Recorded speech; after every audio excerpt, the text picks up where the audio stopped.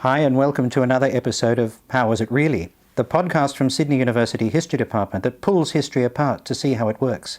I'm Nick Terpstra, historian in the History Department at Sydney University. As always, my co-host is Sophie Loy-Wilson, who is also a historian in the History Department at Sydney. Hi, Sophie. Hi, Nick.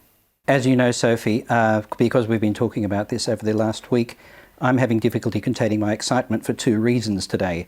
First of all, there's the topic we're going to be talking about, which is amazing, and then there's the guest we have who's responsible for it and who's going to be our guide. We'll introduce him shortly, but I'm going to keep everyone in suspense for just a bit longer. First of all, as we always do on How Was It Really, we've got a question that we will set out to answer. So I'm going to throw to you, Sophie, to ask that question. What is it? It's an unusual one. We're going to be asking, how close could prostitutes get to nuns in Renaissance Florence? See, we like to ask those questions out of context because it draws people in. We are literally going to talk about that, though. Indeed we are, but before we get to that, we need to introduce our guest. And it's a real pleasure to do so. As I was saying before, Sophie, you know how excited I've been over the last week that we're able to speak to this guest and that he's able to come to Australia. Professor Nick Terpstra of the Department of History at the University of Toronto is one of the world's foremost historians of early modern Italy, but not just Italy. In addition to a long string of important articles, he's published several landmark books that are required reading for historians of early modern European poor relief, religious communities, orphanages, and the like. Most recent in that vein is his prize-winning book, Cultures of Charity, published by Harvard Press in 2013. Since then, he's published an alternative history of the European Reformation titled Religious Refugees in the Early Modern World. Nick, welcome back to Sydney, welcome to the Department of History, and thank you for joining us on How Was It Really? Well, thanks very much, Nick, and thanks, Sophie. It's a real privilege to be here. As you know, Nick, we've invited you in to talk about your big digital database and mapping project called DECIMA. Before we do that, though, there's a question we ask all of our colleagues and fellow historians. Why did you become a historian? I became a historian, I suppose, in part because the Ontario government decided to hire me. But before that, I can go back to when I was about 6 years old or 7 years old, and I remember reading history, and so for me it's always been about narratives. And one of the narratives that I remember, one of the earliest memories I have of reading this is being in the public library on a Saturday afternoon and reading books about British history and being struck by two different accounts I read of King Canute. And one account was that he believed that if he had his throne in the water would not come up to it. And this was, in a sense, the interpretation that had the king as the all-powerful person. The second interpretation was the king being told by his advisors that this would happen, and he wanted to show them that it wouldn't. So you had two completely opposite views in two different children's books. One a Tory interpretation, one a Whig interpretation. And I couldn't figure out why that was. So I think that's probably how it all started. That's really fascinating because having read, I think, all of your work, one of the things that distinguishes it is that you adopt a narrative mode almost wherever possible. And that's often your way into material. And I think it's one of the things about your work that opens up possibilities so that one always has the feeling that one is not reading a final answer, but an exploration into themes that explain more than when you began reading. The model I think of for what historians are and what historians do is conversation. And we speak to the past, we speak to the present, and we speak to our colleagues, and we speak to an audience. And so there's something that's always ongoing and incomplete, never finally tied up and finished, but always something that's ongoing. And you learn new things. And I think one of the things in a conversation is to make sure that the ideas you have are expressed clearly to a body of listeners. And so I think the narrative approach is something that's always been very important to me. That actually provides a nice segue into what we're really going to talk about, because the DECIMA Project is an open-ended conversation with specialists, but also with other historians about ways of doing history as much as anything else, isn't it? Mm-hmm. So we should define it, I suppose. We should go to the DECIMA. Can you tell us in literal terms what the DECIMA Project is, Nick? So it's the DECIMA Project is an effort to develop a a geographic information systems-based map of the 16th century city of Florence, working with a 1561 tax census and georeferencing that data to a 1586 aerial view of the city, so that you can go over the city. You bring it up on your computer, you go over the city, and you can go household by household and find out who lives in which houses, what their occupations are, what their families are, who lives in different quadrants of the city. This is all information that we tried to bring together. It's been around, but it's never actually been made this accessible. So a database and a map are two essential elements here. Exactly. Can you tell us a bit more about the census then, the Decima Granducale? Why was such a document deemed necessary?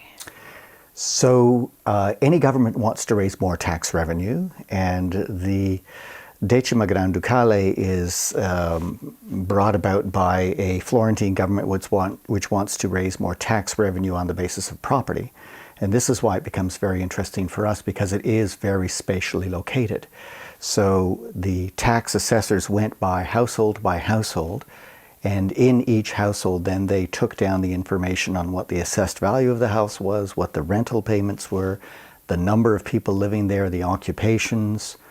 Really, when you spun it all out, you can have up to about 50 different categories of data for each household. It's really quite extraordinary. The level of sophistication, as you were saying, is one of the stunning things, and that's so often the case with Florence. When you go back to Florence, you find things you might have thought originated in your own period have been anticipated, and then there's a level of sophistication of the administration as well. So, as you've said, you and your team have got the documentary record of a city survey. You are creating a database of the information in that census, and you're using a map from the same period to show where the things that the census describes took place. We'll be putting a link to that map on our website, by the way, called the Bonsignori map, so people will be able to go and have a look at it, and it's an extraordinary thing to look at. Can you describe the map itself in a little detail for us? Stefano Bonsignori was a map maker or cartographer, actually also a monk in 16th century Florence, and he had done a number of different maps, and in preparing this, he worked from about 5 different vantage points around the city, and then did his surveys of the city. The map is most accurate on the west end of the city, where there's more hills. It's least accurate to the east end of the city, where he's doing it from a distance.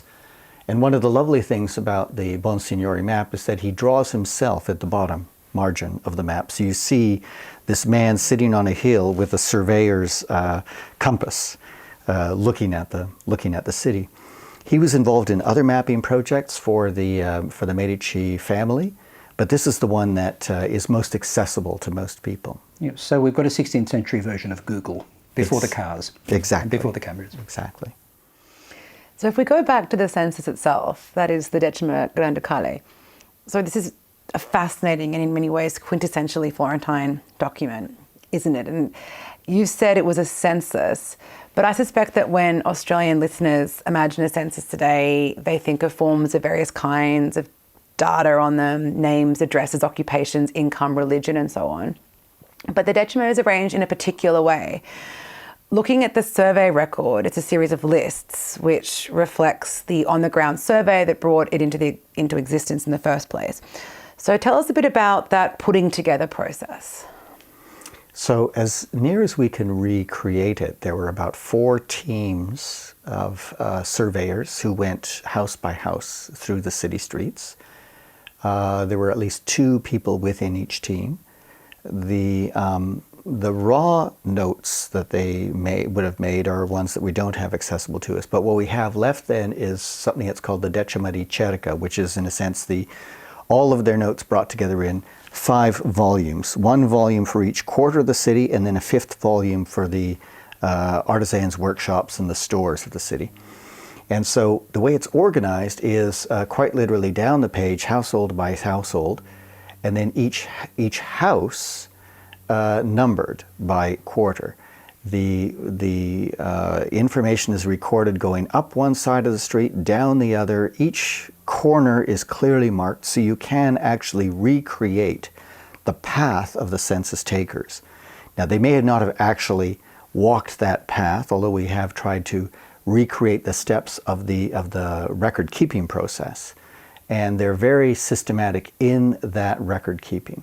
And so you can use that guide, you can use these 5 volumes in order to plot the nature of the city, to plot the richer areas, the poorer areas. You can see where different people of different occupations are living. You can see, as one of our research assistants was looking at, that no Florentine would have to walk more than about 100 meters to get bread, because the bakers were evenly distributed through the city. So we've been able to do things like that to show how the city actually functions and where people are in the city. And that's been an extraordinary resource for us, and it's all simply based on the records that we have there. It's really interesting. You're talking about actual documents. These are manuscript, therefore handwritten documents on actual pages that you can leaf through. But it is a mapping exercise. The more you talk about it, the more it sounds like an itinerary. You get the sense actually of reading your way through a guidebook as tourists would today, that this thing is here and we can walk a few paces further and there's a church and so on. So there's action on the ground at every point. You've already anticipated a little bit, I think, the question I want to ask, which is why this might be important, the idea that it's dynamic in the sense that you're talking about. How is it that it's come to have that aspect to it? We aim to create the layer of data there that people can then use in order to follow their own itineraries through it. So one thing that we have done as a group is we have also plotted the path of the first artist's guidebook, or first artistic guidebook for the city, which is in 1591. It's by a person called Francesco Bocchi, and he goes through and offers 5 different itineraries for the person who wants to see the artworks of Florence. And he literally goes household to household, or major household to major household, into churches, into houses, and we have plotted that. Now, anybody else can go and make their own plotting depending on what they might want to follow in the city. And what was important for us in creating this platform, let's say, is that people could do their own kind of walk through the city and find how Florentines themselves used the city, how Florentines, in a sense, practiced or exercised through the city, worked through the city, walked through the city, lived in different areas, worked in different areas. And the city then as a living, breathing place where people are not simply let's say, not simply wealthy people living in one place or poor people living in another, but people are walking through. They are using the piazzas, they are using the squares, they are crossing the bridges, they are hearing sounds, they are going from one gate to another. We wanted to show the city in action. The city is a living organism. And so, in a funny way, we've come back to young Terpstra reading his alternative narratives, actually spaces of possibility, it seems to me here. You are listening to How Was It Really? It's just such a detailed and rich document. So it's describing every household in the city. It's a sense I'm getting from what you're saying. What kind of overall picture then does it end up giving us in the end? Well, like any census, it's how you take the material out. So there are, let's say there are almost 60,000 people in the city at that point, just under 10,000 households. One of the things that I wanted to study was gender in the city. And so one of the things that we can find is that 20% of the households in Florence at that time are led by widows. And we can see that that's spatially diffused through the entire city. The other thing I was trying to do in relation to this was show where widows working in the textile industry in particular worked. And so we were able to show that there were 4 different areas of the city where they were concentrated. And these are the kinds of materials that we can pull out. Another thing that I'm working on with another colleague right now is how much of the how much of the surface of the city, how much of the land of the city, how many of the buildings of the city were owned by private people and how many were owned by institutions or religious institutions in particular. And again, it's about 20%. So we're able to show who owns what parts of the city, what activities are taking place. We're able to show, in a sense, the socioeconomic breakdown of the city. We're able to show richer areas, poorer areas, the occupational areas of the city. And these are things which I think allow us to give, again, a much richer sense of of Florence as a living, breathing place. Not just by following individual stories, because that's, again, part of the narrative element that we were looking at before, but to place individual stories within the context of the entire city. And I think that's been one of the real benefits that we've been able to do.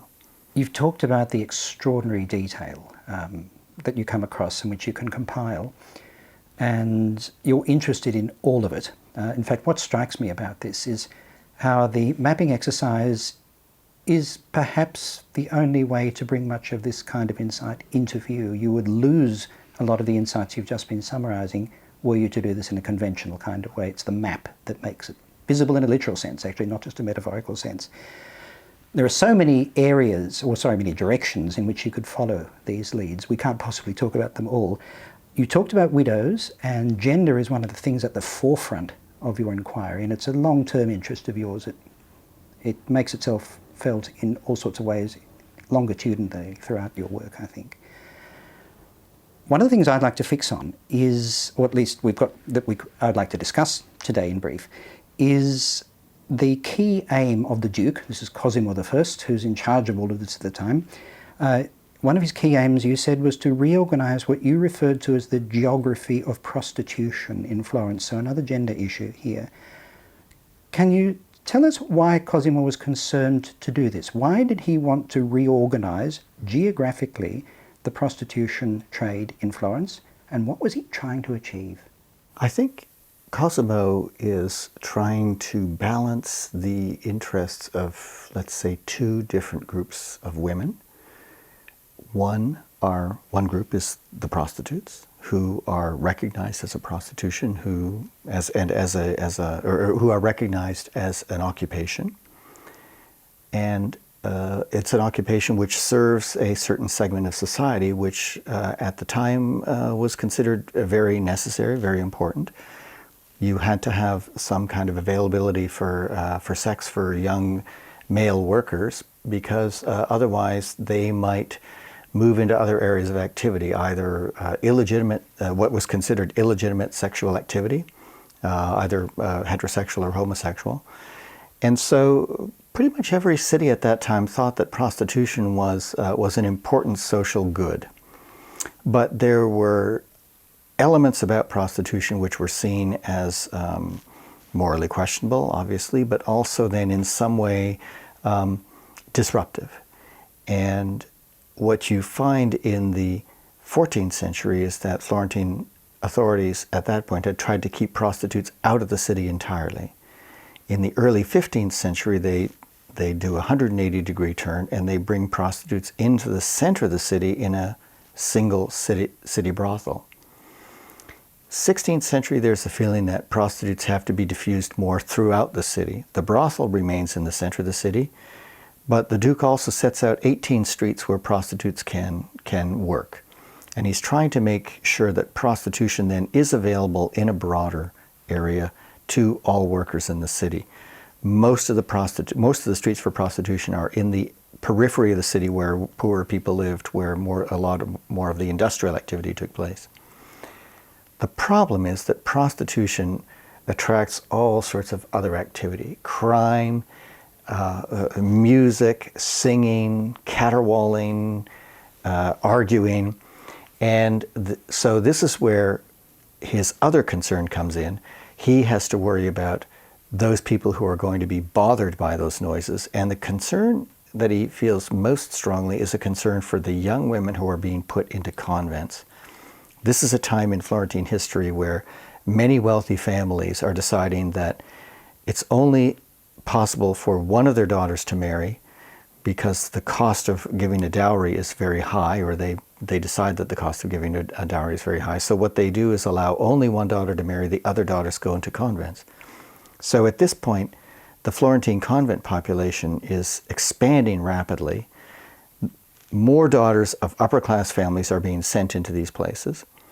And so Cosimo is concerned not just with the prostitutes, but also with these well-off young women who are locked up in convents, who cannot leave their convents, and so who will have to live with that sound and that problem or those difficulties. They'll have to face that day by day.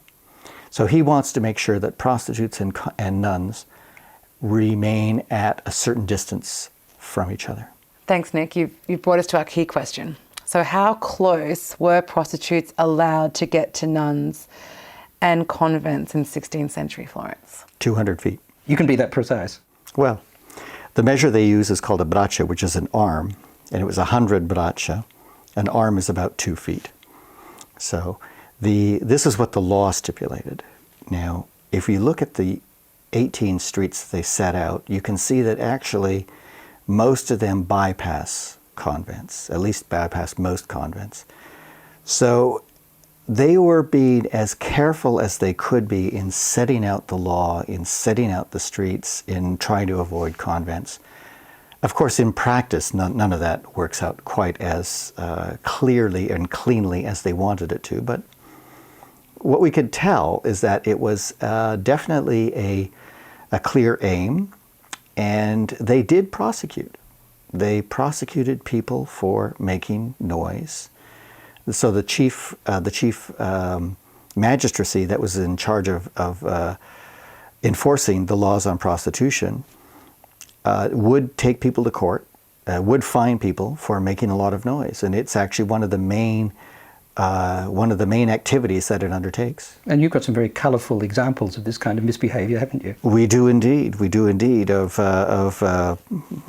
this one story in particular of a man who comes in and is very angry at a prostitute. We don't know whether he is a client, could even be a husband, possibly a pimp. And they start fighting, and he starts throwing things out the window onto the street, and this starts to attract all sorts of attention, and it gives him a big fine. But according to the records, he throws out what at the time 800 ducats worth of material, and that's an awful lot of stuff. So whatever this business is, it's successful. It's successful, and. Wow. And this wasn't just a minor domestic dispute. This was a big time thing. So what you've got is traffic management and a morals campaign and a noise abatement kind of program as well. Because Florence is clearly a very raucous place. It's not just about high art. There's obviously a great deal of what we would call colourful popular life in the streets going on. And this is only one aspect of the enormous panoply of potential avenues that this project is following up. It's a really extraordinary sort of project, I think. One of the other things about it, what they were concerned about was the nuisance involved with prostitution. So the interesting thing is that Cosimo and his two sons, Ferdinando and Francesco, who succeeded him, didn't seem to be that terribly worried about the immorality of it. It was really more the nuisance factor. And their assumption, and the assumption of the magistrates, was that when a woman had paid for her license, she was entitled to protection as well. So when you look into the prosecution records of the magistracy, there are some prosecutions of women for undertaking prostitution without a license, but there are actually many more prosecutions of people who were assaulting prostitutes, people who were making too much noise, people who were annoying prostitutes, people who were shortchanging prostitutes. So the government at the time felt that since people had paid for a license, since these prostitutes had paid for a license, they were entitled to a certain degree of civil service, public protection. The morals campaign comes in about 100 years later with a later Medici Duke who decides that that prostitutes are committing adultery and so they should be prosecuted on those grounds. But that's a later 17th century campaign.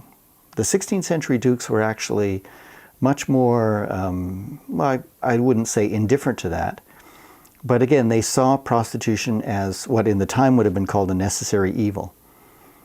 And so they didn't necessarily approve of it, but it was necessary, and so then it had to be protected. And the people who were offering that service also had to be protected.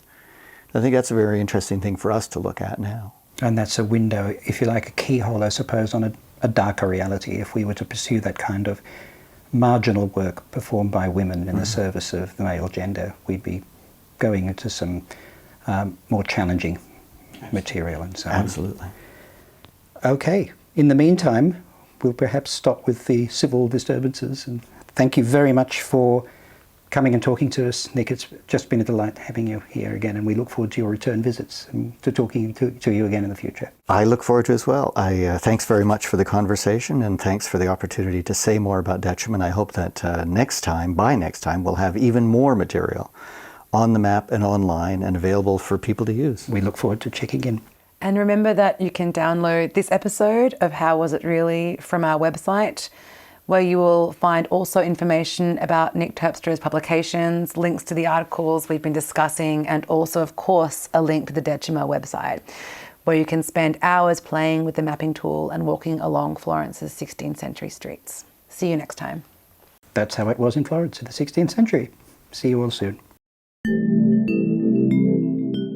How Was It Really is written, recorded and produced by the Department of History at the University of Sydney.